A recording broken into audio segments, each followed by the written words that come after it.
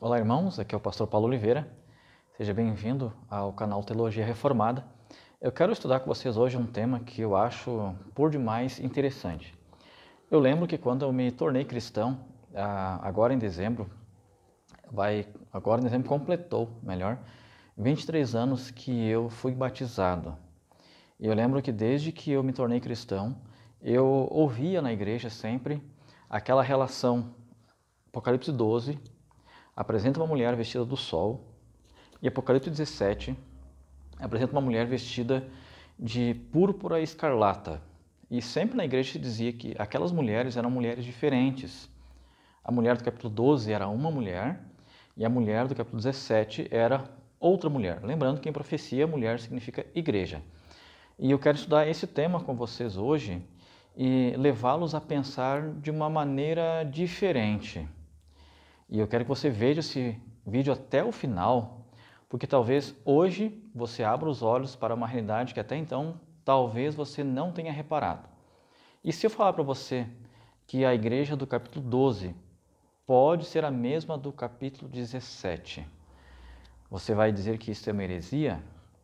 Ou você vai confiar nessa possibilidade? Então eu convido você a ficar comigo neste vídeo e olhar toda a construção do texto bíblico e, ao final, então, poder entender esse tema e tirar as suas próprias conclusões.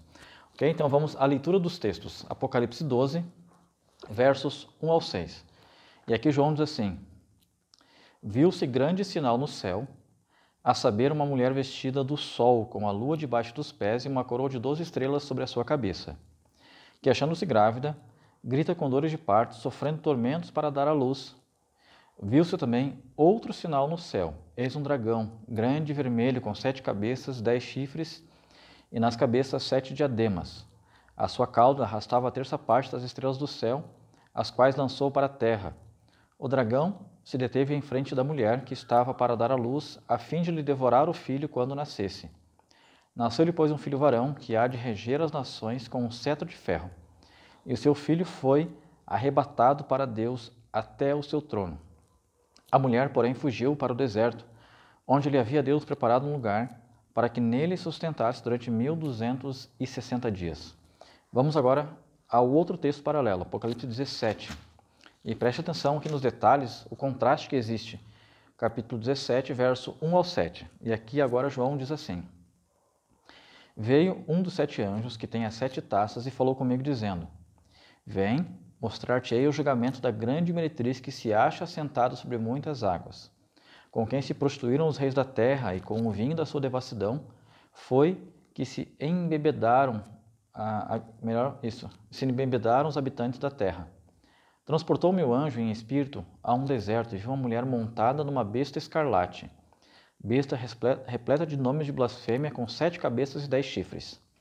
Achava-se a mulher vestida de púrpura e de escarlata, adornada de ouro, de pedras preciosas e de pérolas, tendo na mão um cálice de ouro transbordante de abominações, e com as imundícias da sua prostituição.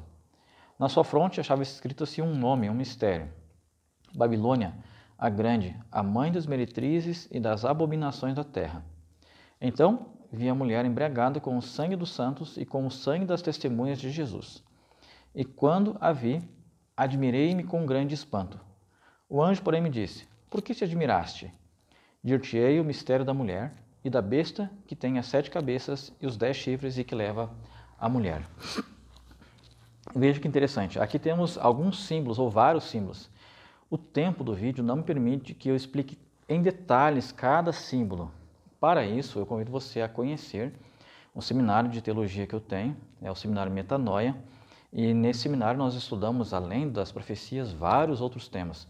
É o seminário completo, o mesmo seminário que eu tive no NASP, no tempo de teologia, e no meu mestrado. Agora estou criando um seminário para ajudar a igreja, ajudar as pessoas que querem estudar e se preparar cada vez mais para servir a Deus e, claro, para se preparar para a volta de Jesus e não ser enganado.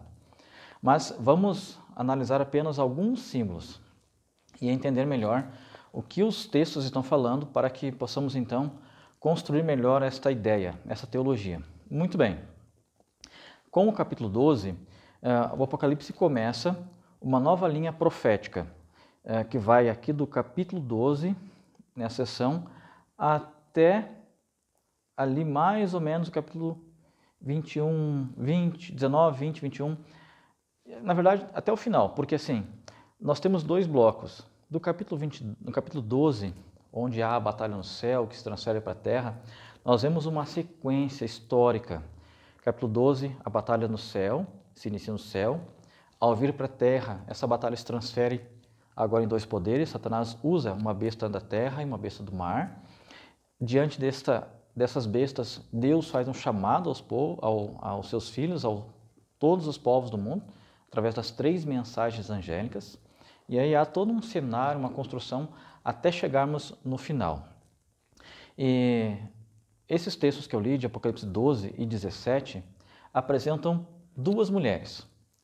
Em profecia, nós sabemos que mulher é um símbolo para a igreja. E se você olhar, por exemplo, lá no Antigo Testamento, a igreja verdadeira muitas vezes foi simbolizada por uma mulher. Eu vou citar os textos, eu não vou ler por questão de tempo, mas você vai ter o vídeo, você pode ir pausando e olhando os textos. Você pode olhar Isaías capítulo 54, versos 5 e 6, Jeremias capítulo 6, verso 2. Esses textos vão dar uma descrição também da mulher como um símbolo de igreja. Quando a igreja apostatou, ela foi comparada a uma mulher corrompida. Você vê isso em Jeremias capítulo 3, verso 20, e Ezequiel capítulo 23, verso 24. E esses mesmos símbolos aparecem também no Novo Testamento. Você pode ver isso em 2 Coríntios capítulo 11, verso 2, Efésios capítulo 5, verso 25 a 32. Então, quando a Bíblia está falando no sentido profético e usa o símbolo de uma mulher, claro, ela está se referindo a uma igreja. Em Apocalipse 12, a mulher representa a igreja verdadeira, a igreja pura, aquela que saiu de Cristo e dos apóstolos. Nós lemos o texto do Apocalipse no verso 2, capítulo 12, verso 2, 4 e 5, diz que essa mulher estava para dar à luz. E nós sabemos que ali se refere à vinda de Cristo, ao nascimento de Cristo neste mundo. E esta igreja, então, ela é perseguida. Aqui é todo um contexto histórico. Após a ascensão de Cristo, verso 5, essa igreja passa a ser perseguida. E nós temos a ideia de que esta mulher representa a igreja tanto no Antigo como no Novo Testamento. Claro, de uma forma mais direta, o Novo Testamento. Um outro símbolo que aparece, se referindo a essa mulher do capítulo 12, diz que esta mulher, ou esta igreja, ela está vestida do sol. O que é estar vestido do sol? Se você olhar a Bíblia, você vai achar alguns textos muito interessantes, porque esta luz do sol, ela representa a glória de Deus. O salmista, no Salmo 104, verso 1 e 2, ele fala de uma luz gloriosa que serve como vestimenta para Deus. Lá o salmista diz que Deus está revestido de um manto de luz. O salmista também, no Salmo 85, verso 11, diz que o Senhor Deus é sol e escudo. Ainda, o profeta Malaquias, no capítulo 4, verso 2 do seu livro, chama a Cristo de o sol da justiça. No Evangelho de João, capítulo 8, verso 12, diz que Jesus é a luz do mundo. E Apocalipse capítulo 1, verso 6, diz que o rosto de Cristo brilha como o sol. Então, ao Apocalipse 12 descrever uma mulher que está vestida do sol, descreve uma igreja que tem como filosofia de vida, como pregação, como doutrina, a pureza do Evangelho de Cristo, a verdade de Deus. Então, essa é uma igreja que está permeada de Deus, está cheia de Deus na sua vida e na sua história e na sua doutrina. Mas olha agora a descrição paralela. Apocalipse 17 já descreve uma igreja totalmente contrastante. Porque enquanto a igreja do capítulo 12 está vestida do sol, como eu acabei de mencionar, a igreja do capítulo 17 está vestida de ouro, pedras preciosas e uma roupa de cor escarlata, ou escarlate, como diz algumas traduções. Quando você lê ou ouve essa expressão, alguma coisa vem à sua mente, algum texto lhe vem à mente e que lhe permita ter uma resposta do que representa esta roupa escarlata? A roupa do sol é uma descrição de uma igreja que é revestida de Cristo, de Deus. Se você lembrar, o profeta Isaías, no capítulo 1, verso 18 do seu livro, ele falando dos pecados do povo, diz assim: mesmo que vossos pecados sejam como a escarlata. Então, ali Isaías já dá uma descrição de que escarlata é um símbolo do pecado. Então, esta igreja do capítulo 17, ela não está revestida de Deus. Ela não está revestida de Cristo, da justiça de Cristo, da verdade divina. Mas é uma igreja que, infelizmente, agora está cheia de pecados, repleta de erros doutrinários. É uma igreja que está se afastando da verdade, se afastando de Deus. É uma igreja corrompida. E, infelizmente, essa igreja corrompida tem trabalhado para convencer a humanidade de que ela está certa. E o texto bíblico ainda nos diz, lá no capítulo 12, que a igreja pura, a igreja vestida do sol, ela tem a lua debaixo dos pés. Esse texto é um texto um tanto quanto difícil, digamos assim, de dizer com exatidão o que representa, porque nós não temos nenhum paralelo bíblico que diga com exatidão, como diz ali, né, a respeito do sol, o significado da lua debaixo dos pés.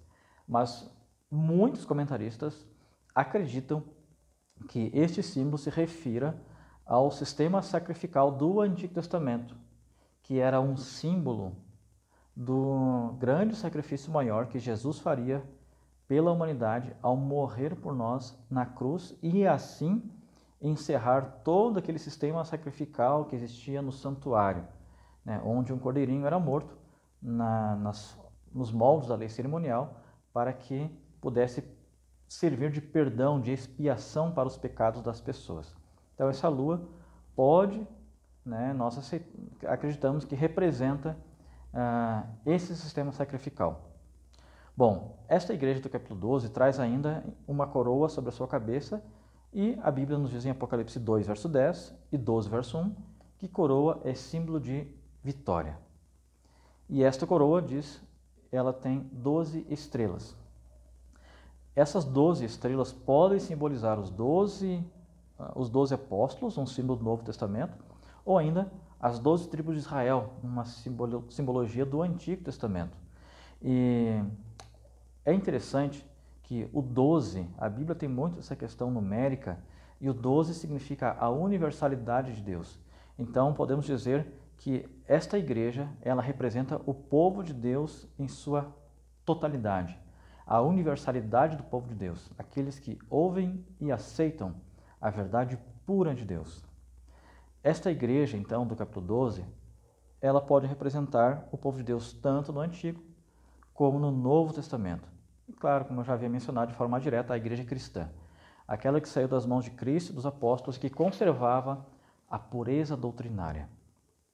No Antigo Testamento, o povo de Deus muitas vezes é chamado de a desposada, a noiva ou a esposa de Cristo. Nós vemos isso em Isaías capítulo 54, verso 15, Jeremias capítulo 3, verso 6 a 10, Oséias capítulo 2, verso 19, verso 20. E no Apocalipse, lemos a respeito da festa das bodas do Cordeiro e a esposa do Cordeiro.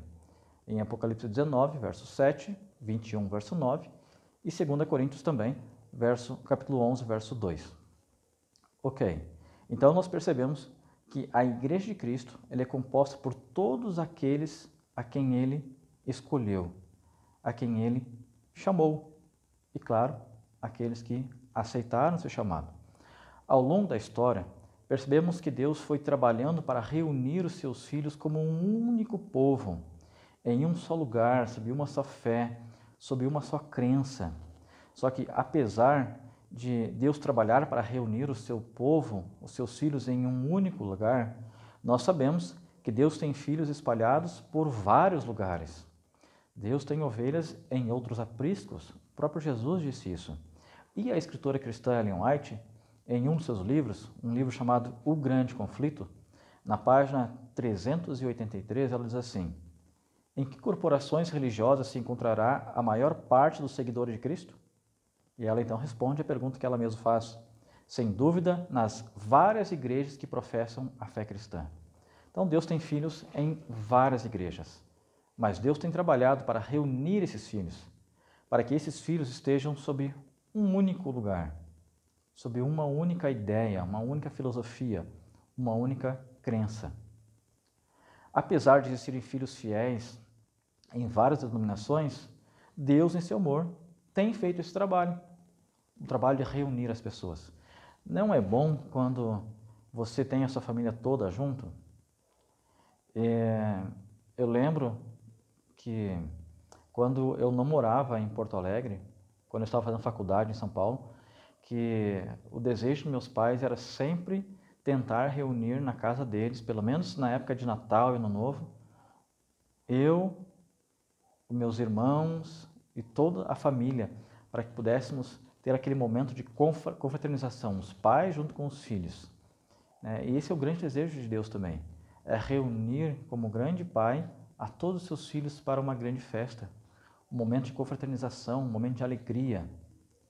E esse é o trabalho de Deus, e por isso é que quando a grande meretriz do capítulo 17 se apresenta, ou quando João a vê, ele, no capítulo seguinte, capítulo 18, depois de levar aquele choque que causa admiração no capítulo 17, no capítulo 18, agora João vê para aquela igreja e ouve um chamado que Deus faz.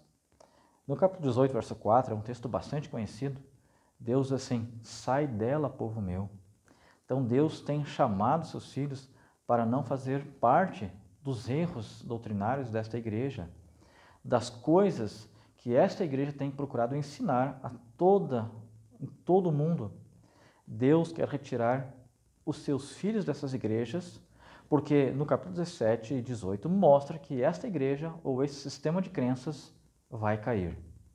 E por que razão, agora chamada Babilônia, no capítulo 17, vai cair?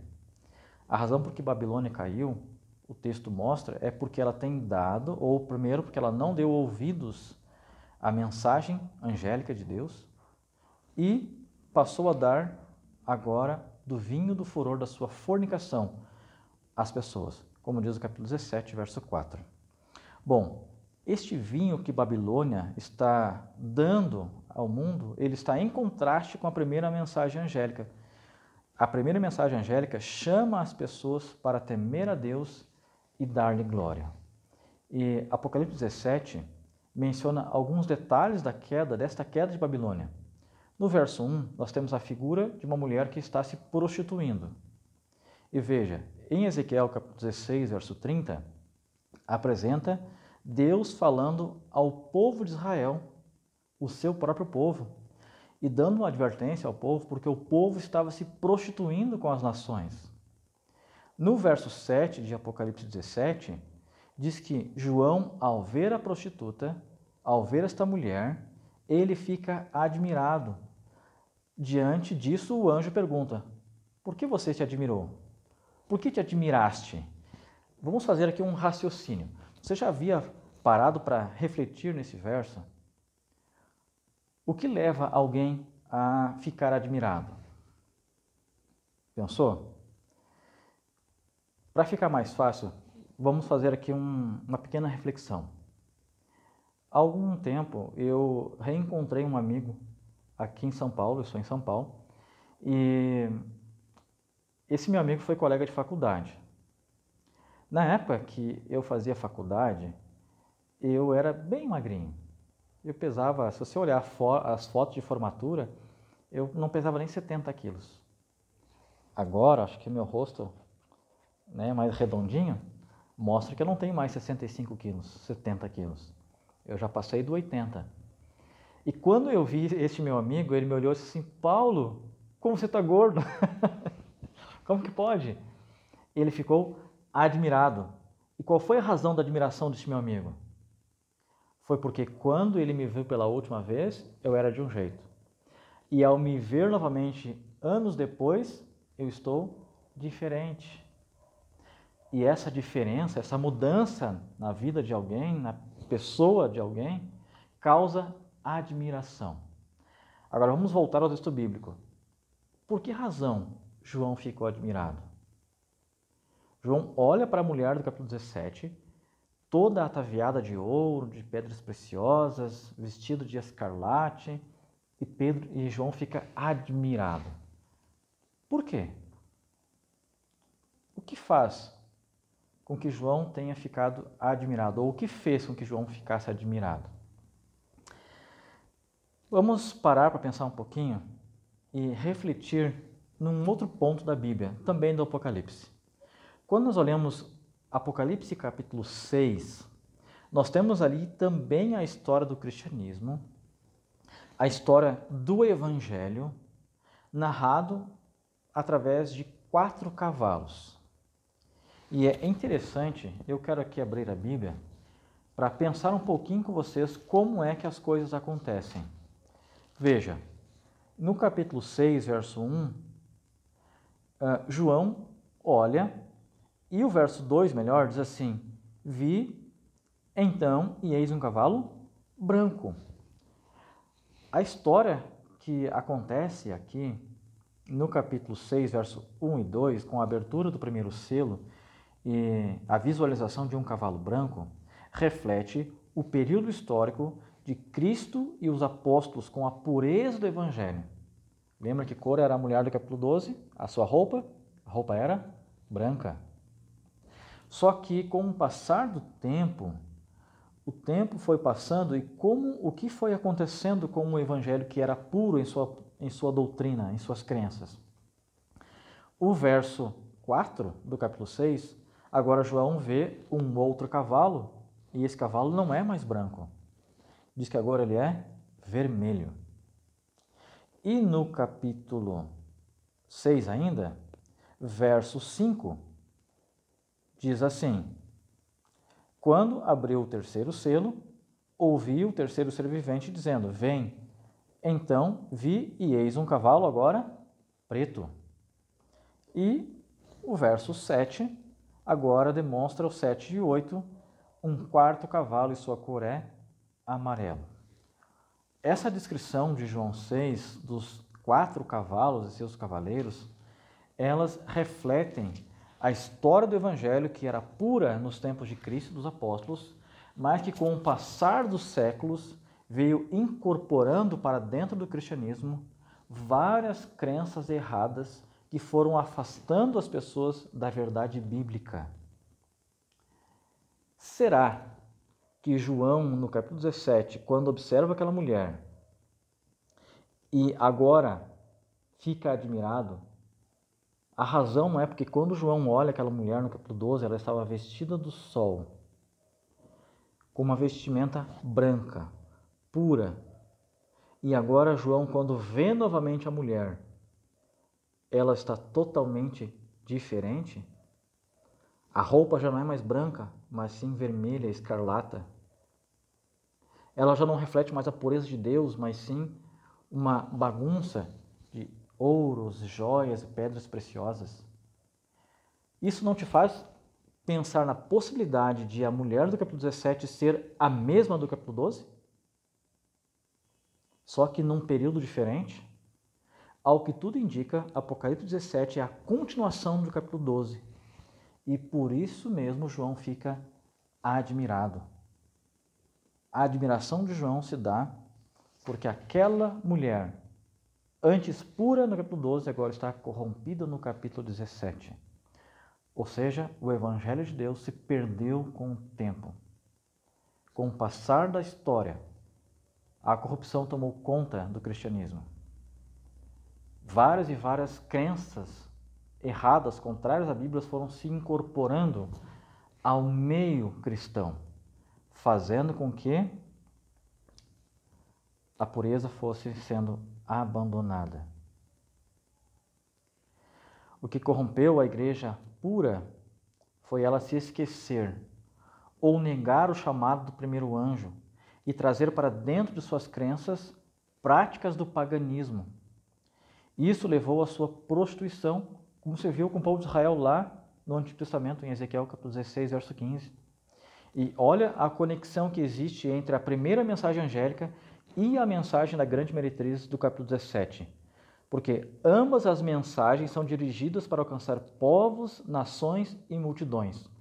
Você pode ver isso em Apocalipse 14, verso 6 e 17, verso 15. Isto indica que esta meretriz ela tem trabalhado para obter o controle de todo o mundo, de todas as pessoas. E Deus, então, tem dirigido um chamado a este povo, para que este povo ouça a sua voz e abandone Babilônia. Apocalipse 17, verso 2, diz que essa mulher está fornicando com os reis da terra. Ou seja, ela está misturando o seu papel religioso de igreja com um papel político dos reis da terra. O que João está descrevendo aqui é uma completa apostasia. Mas veja, o que é esta apostasia? Qual foi o grande pecado de Babilônia? Apocalipse 18, verso 3 diz que ela caiu porque ela tem feito beber a todas as nações do vinho do furor da sua prostituição. E o capítulo 17, verso 2 tem essa mesma ideia. Diante disto, temos que fazer uma outra pergunta. O que é este vinho? O que vem a ser este vinho que Babilônia tem dado a beber às pessoas? Apocalipse 17, verso 4 diz que essa mulher tinha em suas mãos um cálice, e este cálice tem dentro o quê? O vinho. Claro. Só que é interessante que Apocalipse 17, verso 4 diz assim: tinha na mão um cálice cheio de abominações e imundícies. Então, se a mulher tem dado a beber às nações de um vinho, agora aqui o próprio texto explica o que é este vinho. Este vinho são abominações. É isso que Babilônia tem dado às pessoas, abominações. Então agora vem a outra pergunta. O que são as abominações? E eu quero aqui pontuar alguns exemplos. Eu novamente só vou citar os textos, você pode ir pausando o vídeo para que você possa depois ler na Bíblia esses textos. Eu vou já dizer aqui que eu vou gravar depois um outro vídeo só sobre isso, sobre essas abominações, porque aqui eu vou pontuar alguns textos da Bíblia apenas. Mas depois eu quero gravar um segundo vídeo curtinho, pontuando não só o que a Bíblia fala sobre abominações, mas também o que a escritora Ellen White comenta a respeito do que são abominações. E tem cada coisa interessante que você não pode perder também o próximo vídeo. Mas, veja, Provérbios capítulo 11, verso 1 e Provérbios capítulo 20, verso 10, diz que desonestidade é abominação. Deuteronômio capítulo 7, verso 25 e 26 diz que adorar ídolos é abominação. Deuteronômio capítulo 18, verso 19 a 12 diz que ocultismo e espiritismo são abominações. Provérbios capítulo 28, verso 9 diz que aquele que afasta os ouvidos de ouvir a lei, até a sua oração será abominável. Ou seja, se eu quebro a lei de Deus, eu estou cometendo abominação. Jeremias capítulo 13, versos 26 e 27 diz que adotar práticas contrárias à Bíblia é abominação. Deuteronômio capítulo 17, verso 1 diz que a negligência ou o relaxamento com as coisas de Deus, isto é abominação. Lucas capítulo 16, verso 15 diz que ser uma pessoa na igreja e ser outra em casa, ou na rua, no trabalho, em qualquer lugar, isto é abominação. Deuteronômio capítulo 14, verso 3, fala de certas carnes que são abomináveis a Deus. E Isaías capítulo 66, verso 17, de forma mais específica, diz que carne de porco é abominação. Ezequiel capítulo 22, verso 2, diz que derramar sangue inocente é abominação. E Apocalipse 17 diz que a meretriz derrama sangue inocente. Ezequiel capítulo 8, verso 16, este capítulo é conhecido como o capítulo das abominações que se cometem em Jerusalém. E entre as abominações que estão sendo cometidas ali, está a adoração ao sol. Aí você pode dizer assim, não, mas pastor, eu não adoro o sol hoje. As pessoas não adoram o sol, mas adoram o dia do sol, Sunday, domingo. Então, adorar o domingo, fazer do domingo o dia de guarda é abominação. Bom, eu poderia citar vários textos, por isso que eu estou dizendo que eu vou fazer um outro vídeo mais curtinho, e eu convido você também a olhar outro vídeo, para entender um pouco mais sobre essas abominações e você não cometer na sua vida. Se é que você quer realmente, né, não fazer parte de Babilônia e cair junto com ela. Você quer isso? Eu creio que sim. Vamos caminhar aqui para o finalzinho do texto, finalzinho da nossa meditação. Babilônia tem oferecido deste vinho às pessoas. E Deus tem chamado as pessoas para olhar para a sua vida, para refletir sobre as suas práticas. E há uma luta muito grande, porque enquanto Deus deseja que nós demos ouvidos à voz do Santo Espírito e deixemos de lado essas abominações, Satanás, pelo contrário, tem um grande interesse que a gente continue com essa vida de práticas erradas. Existe inclusive um texto da escritora Ellen White num livro, ele não tem tradução para o português ainda, até onde eu sei, mas nesse texto Ellen White diz assim, depois eu vou colocar na descrição do vídeo o texto e a citação para que você possa ler novamente. Mas Ellen White diz assim, o que Satanás mais receia é que o povo de Deus prepare o caminho este para o recebimento do Espírito Santo. Vou ler de novo aqui. O que Satanás mais receia é que o povo de Deus prepare o caminho pela remoção de todo obstáculo de maneira que o Senhor possa derramar o seu Espírito. Então, Satanás, ele tem medo disso, que a gente olhe para as abominações da nossa vida e comece a afastá-las. Mas veja, lembram que eu falei da admiração de João? Ele vê a mulher no capítulo 12 vestida do sol, coroada, começar com o passar do tempo a se corromper. Só que Deus jamais vai permitir que o evangelho se corrompa e permaneça corrompido para sempre. Deus tem um plano maravilhoso, não só para a vida de cada um de nós, mas também para a história do mundo. E Ele não poderia permitir que Satanás fosse vitorioso, fazendo com que o evangelho se corrompesse e ficasse corrompido para sempre. Então, o capítulo 18 é justamente este chamado para que o evangelho comece a ser renovado, para que a verdade pura, plena, como era nas mãos de Cristo e dos apóstolos, retorne a este mundo. E essa restauração passa por um processo, no capítulo 16, chamado como Armagedon. Eu tenho um outro vídeo aqui no meu canal sobre Armagedon. E na descrição do vídeo eu vou deixar o link deste outro vídeo para que você possa também olhar, assim como eu vou deixar o link do outro vídeo a respeito só das abominações. Então você tem aí um bom tema de casa para olhar bastante coisa, para entender bem essa história. E agora, veja que João olha para aquela mulher com toda admiração, mas no capítulo 19, depois de todo o processo de restauração do capítulo 18, João olha novamente e olha o que diz aqui do capítulo 19, verso 1 e 2 e 7 e 8. Diz assim, depois destas coisas, ouvi no céu